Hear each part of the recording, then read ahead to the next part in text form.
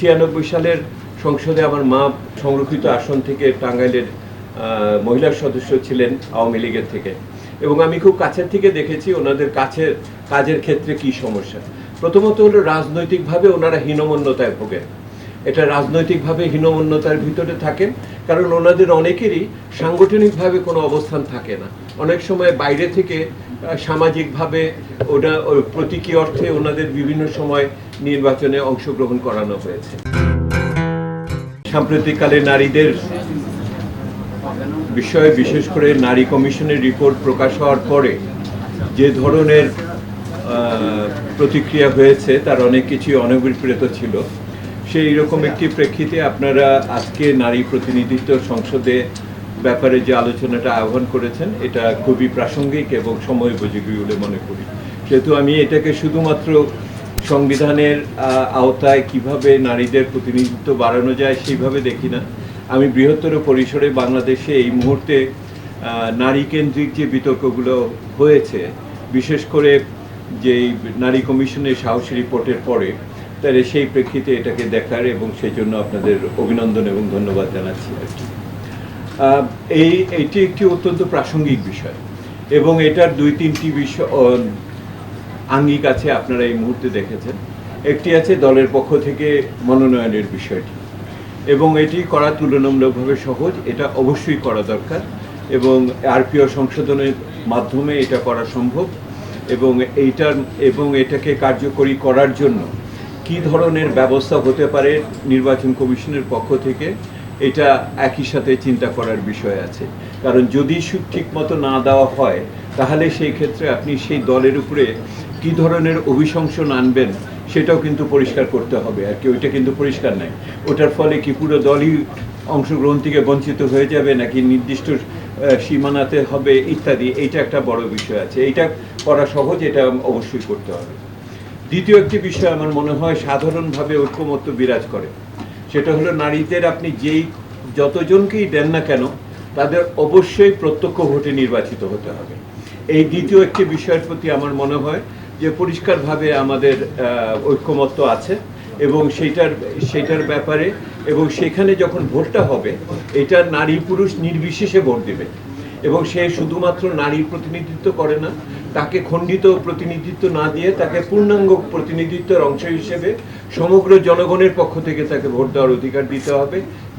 যেই আসনেই আপনি দেন না কেন, যেই আসন সংখ্যার ভিত্তিতে আপনি করেন না কেন, প্রত্যক্ষ ভোট এবং সর্বজনীন ভোট, এটা আমার কাছে দ্বিতীয় একটি বিষয় আমার কাছে মনে হয়। তৃতীয় বিষয় যেটা আমার কাছে মনে হয় সেটা হলো যে যা আছে আমাদের সেটার উপরে ভিত্তি করে গড়া উচিত। একদম সম্পূর্ণভাবে নতুনভাবে কিছু করতে যাওয়া এইরকম একটা উত্তরণকালীন সময়ের ভিতরে কষ্টকর হবে বলে আমার কাছে মনে হয়। সেহেতু এই মুহূর্তে যদি 50টা আসন থাকে, সেটা যদি আমাদের কাছে গ্রহণযোগ্য মনে না হয় তাহলে আমরা এটাকে 100 বা কোনো একটাতে পৌঁছানোর অংশ হিসেবে দেখতে পারি। এবং যদিও এখানে দ্বিপ্রতিনিধিত্বর বিষয় যদিও দ্বিপ্রতিনিধিত্বর বিষয় থাকে, দ্বৈত প্রতিনিধি, তা সত্ত্বেও আমার কাছে মনে হয় যে একটি এই মুহূর্তে করার জন্য সহজ। আগামী দিনে কি হবে এটা প্রত্যক্ষ ভোট, এবং পরবর্তীতে আসন সংখ্যা বাড়িয়ে নারীদের জন্য এবং সাধারণ আসন এবং নারীদের আসন দুটোকে রাখার দরকার, এবং উভয় ক্ষেত্রেই সর্বজনীন ভোটের ব্যবস্থা রাখা দরকার আর কি এটার ভিতরে। এবং সেইটা যদি আমরা প্রত্যক্ষ ভোট করি তাহলে যেই ইস্যুটা সবসময় ঘুরে ফিরে আসে, যেটা উচ্চ কক্ষ সৃষ্টি করলে যেই বিতর্কটা আসে, সেটা হলো দলের আনুপাতিকভাবে নাকি সংখ্যাগরিষ্ঠতার ভিত্তিতে নাকি ভোটের আনুপাতিকভাবে। এই আনুপাতিকের বিতর্ক থেকে আমরা তাহলে মুক্ত থাকতে পারি, তাহলে আমরা প্রত্যক্ষ ভোটের ভিতরে এখানে যেতে পারি। আমার এই কথাগুলো বলার ক্ষেত্রে একটা ব্যক্তিগত অভিজ্ঞতা আছে। সেটা হলো যে 96 সালের সংসদে আমার মা সংরক্ষিত আসন থেকে টাঙ্গাইলের মহিলা সদস্য ছিলেন আওয়ামী লীগের থেকে, এবং আমি খুব কাছের থেকে দেখেছি ওনাদের কাজের ক্ষেত্রে কি সমস্যা। প্রথমত হলো রাজনৈতিকভাবে ওনারা হীনমন্যতায় ভোগেন।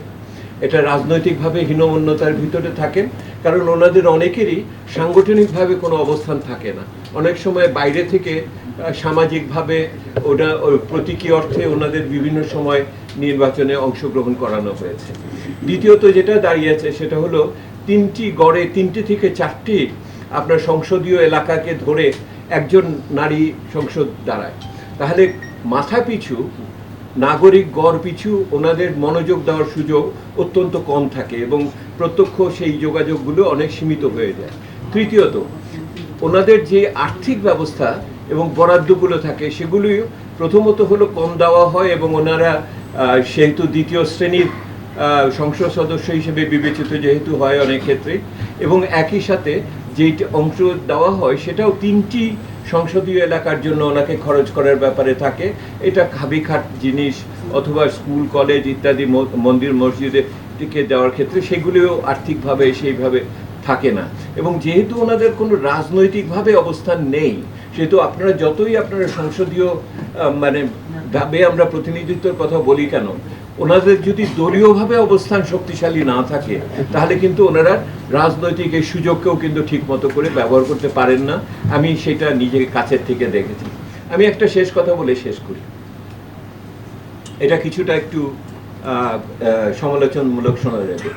সেটা হলো যে আমরা উপরি কাঠামো নিয়ে অনেক চিন্তা করছি, আমরা সংসদ বদলের চিন্তা করি, কিভাবে করব, সংবিধান কিভাবে করব, বা এইটার স্থানীয় সরকার কিভাবে করব, বা নির্বাচন কমিশন কিভাবে করব। কিন্তু আমার ব্যাখ্যায়, সামাজিক ব্যাখ্যায় আমরা যেটা বলি এটা হলো উপরি কাঠামো। ভিত্তিতে যদি নারীর অংশগ্রহণ যদি শক্তিশালী না হয়, তাহলে কি শুধুমাত্র যদি শ্রমশক্তিতে নারীর অংশগ্রহণ শক্তিশালী না হয়, যদি অর্থ উপার্জনমূলক পরিস্থিতিতে যদি নারীর সেখানে না থাকে, নারীর উপরে যদি সামাজিক অত্যাচার এবং আপনার বিভিন্ন ধরনের নিগ্রহ অব্যাহত থাকে, বাল্যবিবাহ যদি অব্যাহত থাকে, আমরা কি মনে করি যে এই রকম একটি সমাধান ওইগুলোকে মানে ওইগুলোরও সমাধান করে দেবে কি না? আমাদের এই কার্যক্রম সম্বন্ধে নিশ্চিত হতে হবে। ধরুন আগামীকাল আমরা এগুলি সব করলাম, আর 10 বছর পরে এসে দেখলাম এখনো সেই ধরনের গার্হস্থ্য নিগৃহর ঘটনা ঘটছে, বাল্যবিবাহ হচ্ছে, আর্থিকভাবে তারা পর্যুদস্ত থাকছে, আমাদের মাতৃমৃত্যুর হার কমাতে পারি না, তাহলে কিন্তু আমাদের দায়বদ্ধতা থাকতে হবে। এইটা আমাদের কাছে মনে রাখতে হবে যে এইটার সংযোগটা আমরা স্থাপন করতে পারছি। দ্বিতীয় আরেকটা কথা বলে আমি শেষ করতে চাই, এটাও আমাদের মনোযোগে রাখতে হবে। নারী কোনো অবিভাজিত জনসংখ্যা না, নারী কোনো অবিভাজিত জনগোষ্ঠী না। আমার নারীর ভিতরে গার্মেন্টস শ্রমিক আছে, আমার নারীর ভিতরে নির্মাণ শ্রমিক আছে, আমার নারীর ভিতরে যারা বিদেশে যাচ্ছে প্রবাসী নারী শ্রমিকরা ওখানে ওর ভিতরে আছে, আমার এখানে সেবার খাতে বিভিন্ন নারীরা আছে। আমরা যেই নারীর কথা বলি, আমরা কি সেই নারীদের অন্তর্ভুক্ত করে বলছি কিনা? সে তো আজকে আমাদের এই যে সংবিধান সংশোধন বা অন্য প্রতিনিধিত্বর কথা বলি, আমরা যেন ভুলে না যাই ওই বিভাজিতভাবে ওই নারীদের আমরা কিভাবে এখানে স্থান করে দিব, নাকি আমরা উচ্চবর্গীয় নারী প্রতিনিধি এবং আমাদের মতো আলোকিত নিজেকে দাবি করলাম, পুরুষ মানুষরা যে এখানে দাবি করি সেই নারীদের কথা এটার ভিতরে থাকবে না। সেহেতু দুটো জিনিস আপনারা নিশ্চিত করেন, এই সমস্ত সংস্কারের ভিতর দিয়ে এই মুহূর্তে নারীদের ক্ষেত্রে যেই ধরনের বিভিন্ন ধরনের নিপীড়ন এবং অপরাধমূলক কাজ চলছে সেগুলোকে নিরসন করা যাবে। আর দুই, এই যারা প্রতিনিধিত্ব করবেন তারা প্রকৃত অর্থে পিছিয়ে পড়া নারী গোষ্ঠীর জনগোষ্ঠীর প্রকৃত প্রতিনিধি হিসেবে তারা সামনে আসবেন, এইটি প্রত্যাশা করি। আজকে কথা বলতে দেওয়ার জন্য অনেক ধন্যবাদ, আপনাদের সাফল্য কামনা করি।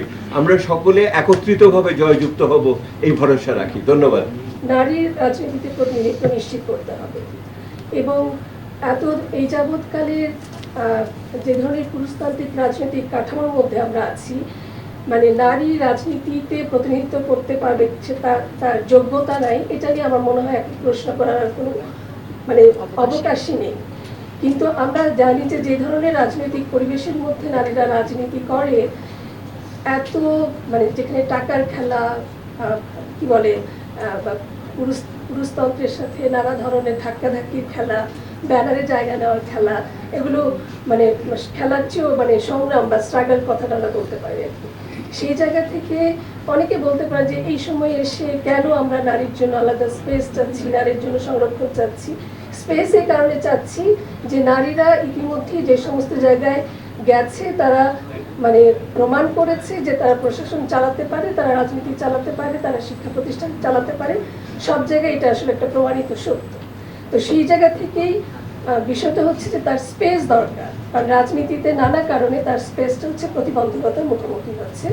সেই জায়গা থেকে নারীর জন্য মানে আসন কিভাবে নিশ্চিত করা যায়, রাজনীতিতে তার অংশগ্রহণ, মানে সংরক্ষিত শব্দটা অনেক বেশি প্রবলেমেটিক, মানে আমরা বলতে চাচ্ছি যে নারীর প্রতিনিধিত্ব কিভাবে নিশ্চিত করা যায় সেই জায়গাটা খুবই জরুরি।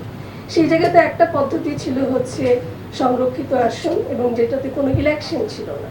এবং ডক্টর দেবপ্রিয় ভট্টাচার্য এখানে তুলেছেন যে এই ধরনের আসনে নারীরা কী ধরনের হীনমন্যতায় ভোগে, ফলে এই ধরনের প্রতিনিধিত্ব প্রকৃত অর্থে নারীর কোনো প্রতিনিধিত্ব নিশ্চিত করে না। ফলে আমার মনে হয় যে এখানে এই পর্যন্ত নারী আন্দোলনের সকলেরই একটা দাবি ছিল যে নারীরা যে এখানে আসবেন তারা সরাসরি ইলেকশনটা ফেস করে আসুন। এটা তাদের রাজনীতির একটা প্রাথমিক পাঠও বটে, কারণ আমি যদি রাজনৈতিক মাঠের মধ্যেই না ঢুকি তাহলে কিন্তু প্রতিবন্ধকতাগুলি ফেস করতে হবে, সেই শিক্ষার মধ্যে, সেই চর্চার মধ্যে আমরা ঢুকবো না। ফলে আমরা মনে করি যে অবশ্যই নারী জন্য যে প্রতিনিধিত্বের কথা আমরা বলছি, আলাদা করে বলছি সাধারণ আসনের বাইরে, সেটা অবশ্যই সরাসরি ইলেকশনের মাধ্যমে হতে হবে। এখন সেটা কিভাবে হবে সেটা নিয়েই কিন্তু অসংখ্য ধরনের ব্রেনস্টর্মিং হচ্ছে, নানা ধরনের তর্ক বিতর্ক হচ্ছে। আমার কাছে একটা গুরুত্বপূর্ণ জায়গা হচ্ছে যে এই কথাগুলো কারা বলছি আমরা বিশেষত যারা ওমেন অ্যাক্টিভিস্ট, যারা হয়তো বা সরাসরি ইলেকশনেও যাব না, তারাও তাদের ভেতর থেকে এই দাবিগুলো যতটা না বেশি আকারে আসছে, আমার কাছে মনে হয়েছে যে যারা সরাসরি রাজনীতিতে আছেন এবং প্রধান প্রধান যে রাজনৈতিক দলগুলো, তাদের কাছ থেকে কিন্তু এবং তাদের নারী সদস্যদের ভেতর থেকে স্পষ্ট বক্তব্যটা আমরা পাচ্ছি না। ফলে তাদের ভেতর থেকে আওয়াজটা যত বেশি জোরালোভাবে আসবে তত বেশি কিন্তু এটা বাস্তবায়নটা সম্ভব হবে। তার আগ পর্যন্ত আমরা যারা এটা নিয়ে লম্বা সময় ধরে কাজ করছি, আমাদের একটা প্রধান টেনশনের জায়গায় রয়ে গেছে যে প্রধান দলগুলো আসলে কি করবে, এটা কি মানবে। যেমন এখানে দ্বৈত প্রতিনিধিত্বের প্রসঙ্গ আসছে, তারপরে হচ্ছে আমরা যেরকম, আমি এই প্রস্তাবটা আমি আসলে পরে আসছি, পুরোটা মনোযোগ দিয়ে দেখতে পারিনি। আমরা যখন ক্ষুব্ধ নারী সমাজ থেকে একটা প্রস্তাব পাঠিয়েছিলাম, আমরা প্রস্তাব পাঠিয়েছিলাম হচ্ছে যে 300 আসনের বাইরে হচ্ছে 100 অতিরিক্ত নতুন কনস্টিটিউয়েন্সি তৈরি করা, সেটা অন্তত পক্ষে 2টা টার্মের জন্য মেয়েদের জন্য রেখে দেওয়া। অনেকে বলতে পারে যে তখন তো ওই অঞ্চলের হচ্ছে একজন পুরুষ প্রতিনিধি, রাজনীতি যার ক্যারিয়ার, সে বঞ্চিত হতে পারে। কিন্তু আমরা বলছি যে আমরা সারা জীবনের জন্য এটা চাচ্ছি না, আমরা 2টা টার্মের জন্য যাচ্ছি যাতে করে নারীদের অংশগ্রহণটা নিশ্চিত হতে পারে। তো এখন সেই উদারতা রাজনৈতিক দলগুলো দেখাবে কিনা সেটা হচ্ছে একটা বড় প্রশ্ন। আমরা অনেক কিছু চাইতে পারি, চাইতে গেলে তো সবচেয়ে বড় চাওয়া হচ্ছে যে 50-50 ভাগ করে দাও। এর চেয়ে তো ভালো এবং বড় চাওয়া কিছুই হতে পারে না, যে যদি 300 আসন হোক, সেটা 400 হোক, 600 হোক, 50-50 ভাগ করে দাও। নারীরা প্রতিনিধিত্ব করে এসে প্রমাণ করে দেখাক যে আমরা পারছি, আমরা রাজনীতি করছি এবং আমরা প্রতিনিধিত্ব করছি। ফলে আমার কাছে মনে হচ্ছে যে এই আলোচনাগুলো আরো মানে বড় রাজনৈতিক দলগুলোর সাথে বসা উচিত। তারা কি মনে করছে, তারা কি আগের মতোই সেই সংরক্ষিত 50টা আসনে থেকে যেতে চাচ্ছে, নাকি তারা ইলেকশনে যাচ্ছে। ফলে আমরা অনেক কিছু চাচ্ছি, আমি শেষ করে দিচ্ছি, কিন্তু বাস্তবতা একটু ভিন্ন রকম। ফলে সেই বাস্তবতার দিকে তাকিয়ে আমরা কিভাবে বার্গেন করব, কিভাবে নেগোসিয়েশন করব, সেটাই হচ্ছে প্রধান আলোচনার বিষয়। সকলকে ধন্যবাদ।